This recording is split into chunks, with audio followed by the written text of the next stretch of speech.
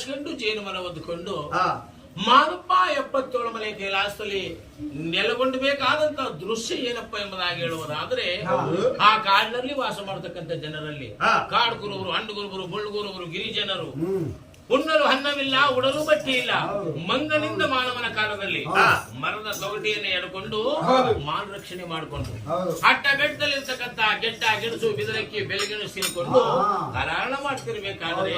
ಮಾದೇಶ್ವರಿ ಇವರಿಗೆ ಅಜ್ಞಾನವನ್ನು ಅಳಿಸಿ ಸುಜ್ಞಾನವನ್ನು ಕೊಟ್ಟು ಇವರನ್ನ ನೊಕ್ಕಲು ಮಾಡಿಕೊಂಡು ಇವರ ಕೈನಿಂದ ನಾನು ಧೂಪ ತಗೊಳ್ಬೇಕು ಅಂತೇಳಿ ಮಾದಪ್ಪ 77 ಮಲೆ ಕೈಲಾಸದಲ್ಲಿ ಮಾದಪ್ಪ ಏಕಾಂಗಿಯಾಗಿ ಹೊರಗಿರುವಂತ ಮಹಾದೇವ ಉಳಿಯಲ್ಲಿ ಮುಟ್ಟಿಲ್ಲ, ಕಡದಾರು ತಿಂದಿರಲಿಲ್ಲ. ಲಿಂಗದ ಆಕಾರವಾಗಿ ಲಿಂಗದ ತದ್ರೂಪನಲ್ಲಿ ಆ ಲಿಂಗರೂಪಿಯಾಗಿರ್ತಕ್ಕಂಥ ಮಹದೇಶ್ವರ 3 ಚೋಟಕ್ಕೆ ಕರಿಕನ್ನ ಹೊಡೆದು ನೋಡಿಬಿಟ್ಟು ಆ ಜಗದೊಳಿನಾಗ್ತಕ್ಕಂಥ ಮಾದಪ್ಪ ಮನೆ ಹಾಸ್ಕೊಂಡು ಜೇವಲೇ ಒದ್ಕೊಂಡು ಮಿಗ್ನಾದ ಮನೆಗಳ ತಳದಿ ಮಾಡ್ಕೊಂಡು ಇಲ್ಲಿ ಕೂತವರಲ್ಲಿ ಇಂತ ಭಕ್ತಿವಂತರು, ಈ ಸತ್ಯವಂತರು ಉದ್ಧಾರಕ್ಕೋಸ್ಕರವಾಗಿ ನೆಲೆಗೊಂಡಿರುವಂತ ಮಹದಪ್ಪ